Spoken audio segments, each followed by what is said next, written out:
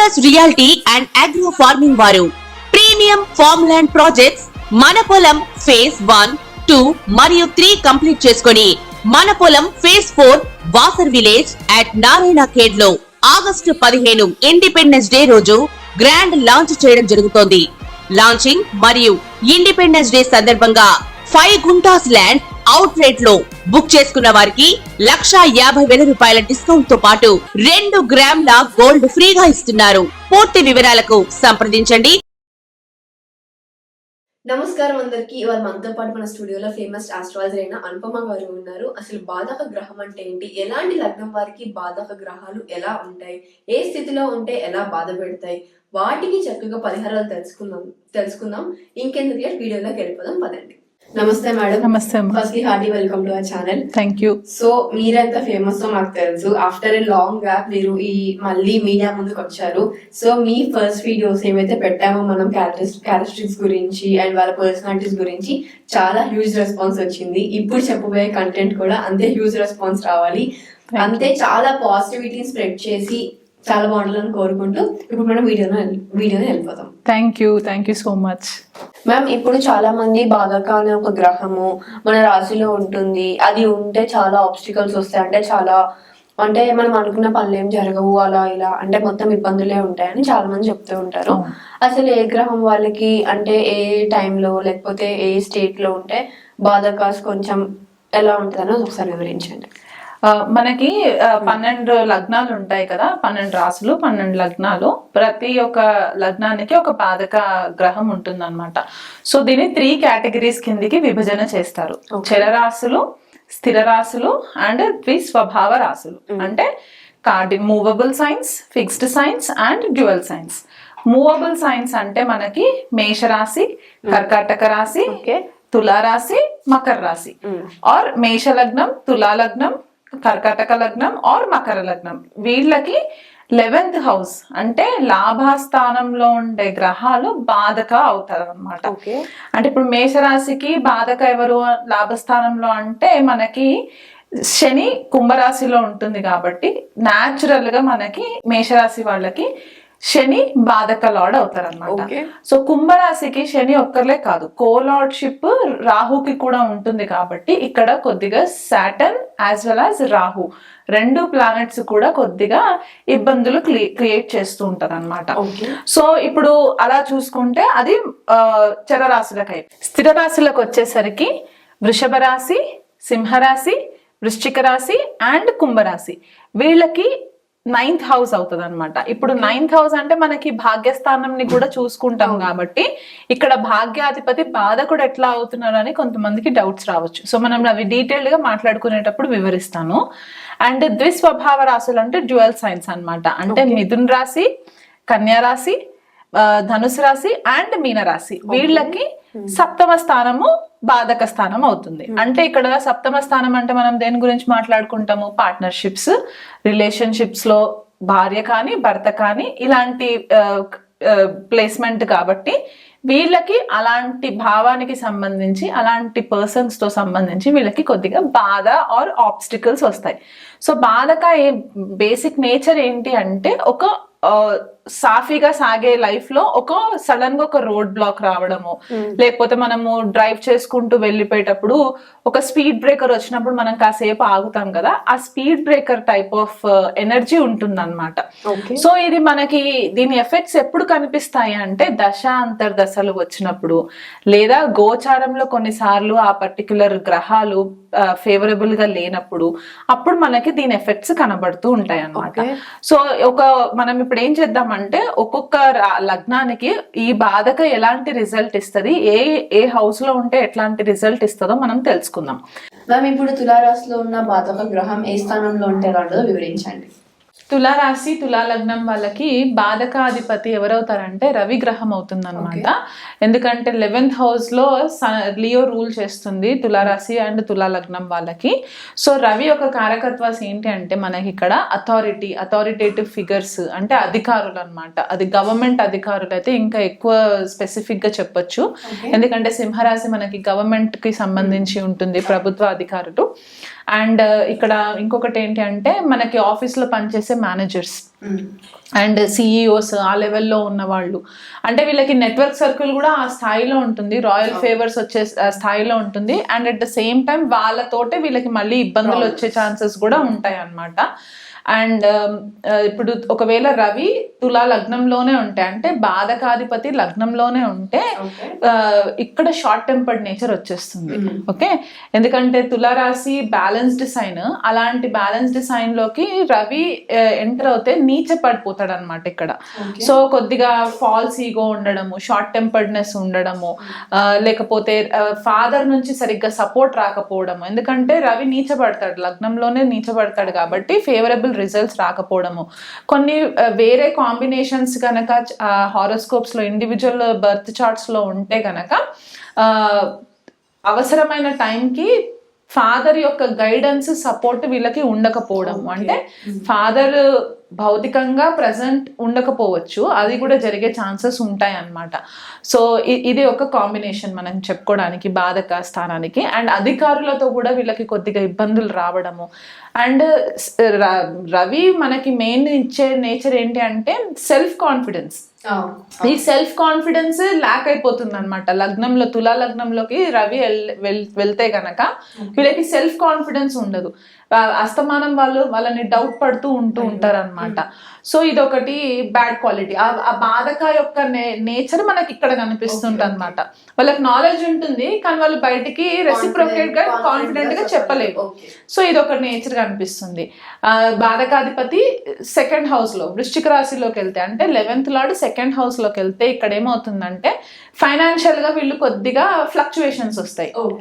తులా రాశి వాళ్ళకి ఫైనాన్షియల్ గా ఫ్లక్చువేషన్స్ వస్తాయి, అంటే వెల్త్ గెయిన్ చేయడానికి ఫ్లక్చువేషన్స్ వస్తాయి. అండ్ ఫ్యామిలీలో కూడా ఫ్లక్చువేషన్స్ వస్తాయి.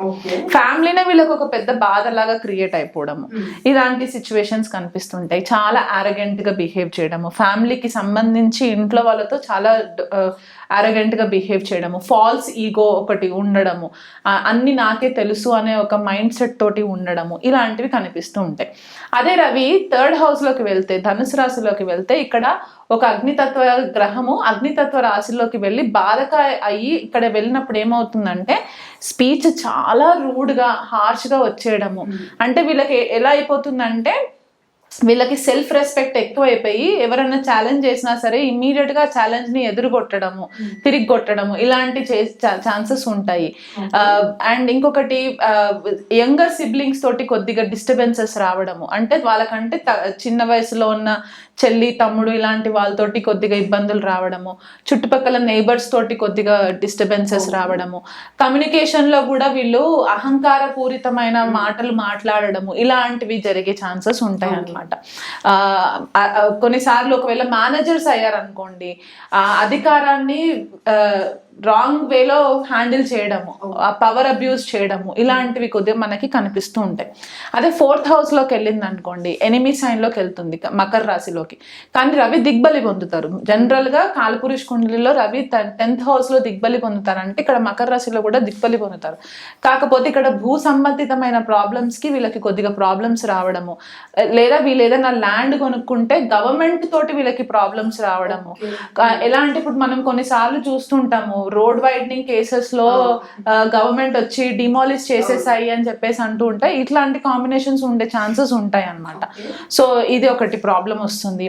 లేకపోతే సడన్ గా తనిఖీలు జరగడము, గవర్నమెంట్ అఫీషియల్స్ వచ్చి హోమ్ ఎన్వైరన్మెంట్ లో తనిఖీలు చేయడము, కొద్దిగా మనం పెద్ద స్థాయిలో ఉన్న అధికారుల హౌసెస్ లో మనం చూసే కాంబినేషన్స్ అన్నమాట ఇవి. ఇలాంటివి అంటే అధికారుల నుంచి వచ్చే ఇబ్బందులు, లేదా కొన్నిసార్లు ఏమవుతుందంటే రవి గ్రహం మనకి 4th హౌస్ లో ఉంటే ఫాదర్ నుంచి వచ్చే ప్రాపర్టీ మ్యాటర్స్ లో కూడా వీళ్ళకి ప్రాబ్లమ్స్ రావడము, లేదా ఫాదర్ ప్రాపర్టీ మ్యాటర్స్ డిస్కస్ చేసేటప్పుడు కూడా పెద్దగా సపోర్ట్ చేయకపోవడము, అదొక ఫాదర్ వల్లే కొన్ని డెసిషన్స్ కొన్ని హౌసెస్ లో ఉంటాయి. కొంతమంది ఇళ్లలో ఏంటంటే మా ఫాదరే డెసిషన్ తీసుకోవాలండి, ఆయన ఓకే చెప్తేనే అవుతుందండి. సో ఇట్లాంటి కాంబినేషన్స్ మనకి కనిపిస్తూ ఉంటాయి అన్నమాట. అదే రవి బాధకాధిపతి అయ్యి పంచమ స్థానంలో కుంభరాశిలో ఉంటే ఇక్కడ ఏమవుతుందంటే నెట్వర్క్ సర్కిల్ కి సంబంధించి ఇబ్బందులు రావడం, ఎందుకంటే కుంభరాశి జనరల్ గా నెట్వర్క్ సర్కిల్ చెప్పుకుంటాము, అండ్ 11th హౌస్ కూడా నెట్వర్క్ సర్కిల్ కాబట్టి కొద్దిగా వీళ్ళు ఏంటంటే బయటికి వెళ్ళినప్పుడు ఫిలాంథ్రోపిక్ కార్యక్రమాలు చేయడానికి వెళ్ళినప్పుడు వీళ్ళకి ఇబ్బందులు రావడము, వీళ్ళని ప్రాపర్ గా రిసీవ్ చేసుకోకపోవడము, లేదా వీళ్ళు చేసింది కూడా వీళ్ళకి రికగ్నిషన్ రాకపోవడము, ఇలాంటివి జరగడం. అండ్ ఫాదర్ తోటి చాలా పెద్ద కర్మ కనెక్ట్ అయి ఉండడము, ఫాదర్ వాళ్ళ లైఫ్ లో లేకపోవడము, లేదా ఫాదర్ వల్ల వీళ్ళు చీట్ అవ్వడము, కొన్ని కేసెస్ లో అట్లాంటి సిచ్యువేషన్స్ కూడా ఉంటాయి, మనం చూస్తూ ఉంటాం. ఇలాంటివన్నీ కనిపిస్తూ ఉంటాయి. అదే రవి మీనరాశిలో పడినప్పుడు 6వ స్థానంలో అవుతుందన్నమాట. ఇక్కడ ఏమవుతుందంటే వీళ్ళు ఆధ్యాత్మికంగా ఎదుగుతూ ఉంటారు స్పిరిచువల్ గా, కానీ ఆ అహంకారమైన నేచర్ ఒకటి ఉండడం వల్ల ఇబ్బంది పాలవ్వడం అన్నమాట, ఇమోషనల్ గా దెబ్బతీయడము, ఇలాంటి కాంబినేషన్స్ మనకి కనిపిస్తుంటది. And 11th lord 6th house లో ఉంటే ఇది ఒక యాక్చువల్గా ఒక కంజంక్షన్ పాజిటివ్ లో ఎట్లా తీసుకోవచ్చు అంటే వీళ్ళకి ఎనిమీస్ ఎక్కువ ఉండరు. ఒకవేళ ఎనిమీస్ ఉన్నా కూడా వీళ్ళు వాళ్ళ పైన శత్రుజయం పొందడానికి కూడా ఛాన్స్ ఉంటుంది, ఎందుకంటే పాపగ్రహాలు ఎప్పుడైనా షష్ఠ స్థానంలో విక్టరీస్ చూపిస్తుంది అనమాట, సక్సెస్ చూపిస్తుంది. సో ఇక్కడ అదొక ప్లస్ పాయింట్ అవుతుంది, ఎందుకంటే 11th lord gone in the 6th house. అది 7th హౌస్ కి వచ్చేసరికి ఇక్కడ ఏమవుతుందంటే బాధకాధిపతి 7వ స్థానంలో అని అంటే మేషరాశిలో పడుతుంది. ఇక్కడ హస్బెండ్ కానీ వైఫ్ కానీ చాలా కంట్రోలింగ్ అయిపోతారు, ఎందుకంటే మేషరాశి ఇట్ సెల్ఫ్ కంట్రోలింగ్ సైన్ అనమాట. అందులో ఇక్కడ రవిని కూడా అక్కడ తీసుకొచ్చి, ఎందుకంటే ఇక్కడ ఉచ్చ పొందుతాడు రవి, సో చాలా ఈగోయిస్టిక్ నేచర్ కనిపిస్తూ ఉంటుంది అనమాట. ఆ ఈగో నేచర్ వల్ల రిలేషన్షిప్ లో బాధలు వస్తూ ఉంటాయి, నన్ను కంట్రోల్ చేస్తున్నారు. అండ్ జనరల్ గా తులారాశి వాళ్ళు చాలా బ్యాలెన్స్డ్ గా ఉంటారు, అందులో ఇలాంటి రవి ఉచ్చ పొంది 7th హౌస్ లో ఉన్నారంటే ఇంకా కంప్లీట్లీ ఇంకా వాళ్ళకంటూ ఒక ఐడెంటిటీ లేకుండా వాళ్ళ స్పౌజే వీళ్ళ ఐడెంటిటీ మొత్తము తీసేసుకొని హ్యాండిల్ చేస్తూ ఉంటారు అనమాట. సో దానివల్ల వాళ్ళు కొద్దిగా రిలేషన్షిప్ మ్యాటర్స్ లో సఫకేట్ అవుతూ ఉంటారు. ఇదే రవి గ్రహం ఒకవేళ 8వ స్థానంలో పడితే ఇది చాలా ప్లస్ పాయింట్ అవుతుంది వీళ్ళకి. ఎందుకు ప్లస్ పాయింట్ అంటే బాధక అయినా సరే 8వ స్థానంలో ఉండడం వల్ల ఏమవుతుందంటే వీళ్ళకి గుప్త విద్యలు ఏదైనా నేర్చుకోవడానికి, లేకపోతే రహస్య శత్రువులు ఎవరైనా ఉన్నా సరే ఎక్కువ కాలం ఉండరు అనమాట, ఎందుకంటే ఒక రవి లైట్ కదా, ఆ సన్షైన్ ఉంటుంది కాబట్టి ఎక్కడ రవిని తీసుకెళ్లి పెట్టినా అక్కడ లైట్ వచ్చేస్తుంది కాబట్టి వీళ్ళకి అంతా 8th హౌస్ జనరల్ గా డార్క్ జోన్, అక్కడ రవిని తీసుకొచ్చి పెట్టేసరికి ఏమవుతుందంటే అంత లైట్ ఉండేసరికి వీళ్ళు ఏ నాలెడ్జ్ నేర్చుకుందాం అనుకున్నా, ఏ గుప్త విద్యలు నేర్చుకుందామన్నా వీళ్ళకి పాజిటివ్ రిజల్ట్ వస్తుంది అనమాట. సో ఇది ఒక కాంబినేషన్. కానీ వీళ్ళకి సడన్ గా లాసెస్ వచ్చే ఛాన్సెస్ ఉంటాయి, ఆ బాధ ఇక్కడ వస్తుంది అనమాట. ఎందుకంటే లాభాధిపతి పోయి 8మంలో కూర్చున్నారంటే అది యాక్చువల్గా ఒక రకంగా నెగిటివ్ రిజల్ట్, ఎస్పెషలీ మనకి ఫైనాన్షియల్ మ్యాటర్స్కి, వెల్త్కి సంబంధించి. ఫాదర్ నుంచి లేకపోతే ఫాదర్ సైడ్ యాన్సెస్ట్రల్ ప్రాపర్టీస్ ఏవైతే ఉంటాయో దాంట్లో బాధ కలిగించడం కానీ, లేదా యాన్సెస్ట్రల్ ప్రాపర్టీస్కి సంబంధించి గవర్నమెంట్ తోటి ఏదైనా లిటిగేషన్స్లోకి వెళ్ళడం కానీ, ఇలాంటి కాంబినేషన్స్ ఉండే పాసిబిలిటీస్ ఉంటాయి. అదే 9వ స్థానంకి వెళ్తే భాగ్యస్థానంలో, బాధకాధిపతి భాగ్యస్థానంలో ఉండడం ఏంటంటే భాగ్యవృద్ధి జరిగే టైంలో బాధలు క్రియేట్ అవ్వడం అనమాట. అంటే ఫార్చ్యూన్ మనకి ఇప్పుడు నాకు భాగ్యోదయం జరుగుతుంది మనం అని అనుకునే లోపే ఏదో ఒక ఆబ్స్టికల్ వచ్చి లాస్ లోకి వెళ్ళిపోవడం. బాధకాధిపతి భాగ్యస్థానంలో ఉంటే అది మనం చెప్పుకుంటున్నట్టు భాగ్యోదయం అయ్యే టైంకి వీళ్ళకి ఇబ్బందులు రావడము, ఫారెన్ ట్రావెల్కి వెళ్ళేటప్పుడు కూడా వీళ్ళకి కొద్దిపాటిగా డిస్టర్బెన్సెస్ రావడము, మళ్ళీ ఫారెన్ కంట్రీకి వెళ్ళిన తర్వాత కూడా అక్కడ కొద్దిగా ఇబ్బందులు పాలవ్వడము, ఇలాంటివి జరిగే ఛాన్సెస్ ఉంటాయి అన్నమాట. సో వీటన్నిటికీ మనము క్లుప్తంగా రవి మనకి బాధ క్రియేట్ చేసే గ్రహం కాబట్టి దానికి తగ్గట్టుగా మనం రెమెడీస్ చేసుకోవాలి. ఇప్పుడు ఇదే రవి 10వ స్థానంలో అంటే కర్కాటక రాశిలో ఉంటే ఫ్రెండ్లీ హౌస్ అయినా వీళ్ళు ఇక్కడ ఏమవుతుందంటే ఆ వర్క్ ఎన్వైరన్మెంట్ కి ఇమోషనల్ గా కనెక్ట్ అయిపోతారు. ఇమోషనల్ గా కనెక్ట్ అయినప్పుడు ఏమవుతుందంటే వీళ్ళు ఆ ఇమోషన్స్ ని హ్యాండిల్ చేయలేక ఈగో డిస్ప్లే వచ్చేస్తుంది, ఈగో ముందుకు వచ్చేస్తుంది. వీళ్ళని ఎవరు ఛాలెంజ్ చేసినా సరే ఇమోషనల్ గా వాళ్ళని రెస్పాండ్ అవ్వడము, దానివల్ల కొద్దిగా ఆఫీస్ లో ఎన్వైరన్మెంట్ లో కొద్దిగా కొలీగ్స్ తోటి ఇబ్బందులు రావడము, ఇలాంటివి జరిగే ఛాన్సెస్ కనిపిస్తూ ఉంటాయి. అదే ఒకవేళ 11th house 11th lord 11th house లోనే ఉంటే, సింహరాశిలోనే రవి గ్రహం ఉంటే ఎక్స్ట్రీమ్లీ పవర్ఫుల్ పొజిషన్ ఇది. మంచి రాయల్ ఫేవర్స్ ఉంటాయి, పాజిటివ్ సైడ్ గా చూసుకుంటే రాయల్ ఫేవర్స్ ఉంటాయి. కానీ ఫాదర్ తోటి కొద్దిగా ఇబ్బంది ఉండే సిచ్యువేషన్స్ ఉంటాయి. అంటే ఫాదర్ ఫేవరబుల్ గానే ఉంటారు, కానీ ఏదో ఒక రకంగా కొద్దిగా ఫాదర్ కి డిస్సాటిస్ఫాక్షన్ ఉంటుంది తన నేటివ్ వాళ్ళ పిల్లల పట్ల, లేదా వీళ్ళకి ఫాదర్ పట్ల కొద్దిగా డిస్సాటిస్ఫాక్షన్ ఉండే ఛాన్సెస్ కూడా ఉంటాయి అన్నమాట. ఫాదర్ కి కూడా కొద్దిపాటిగా ఈగో ఎక్కువ ఉండే ఛాన్సెస్ ఉంటాయి. సెల్ఫ్ రెస్పెక్ట్, అంటే సెల్ఫ్ రెస్పెక్ట్ కి ఈగోకి ఒక చిన్న వెంట్రుక మందమే డిఫరెన్స్ ఉంటుంది. సో మనం కొద్దిసార్లు ఐడెంటిఫై చేయడానికి ఇబ్బంది అవుతుంది అనమాట, సెల్ఫ్ రెస్పెక్టా ఈగోనా అని చెప్పి. సో ఈ కాంబినేషన్ మనకి అక్కడ కనిపిస్తూ ఉంటుంది.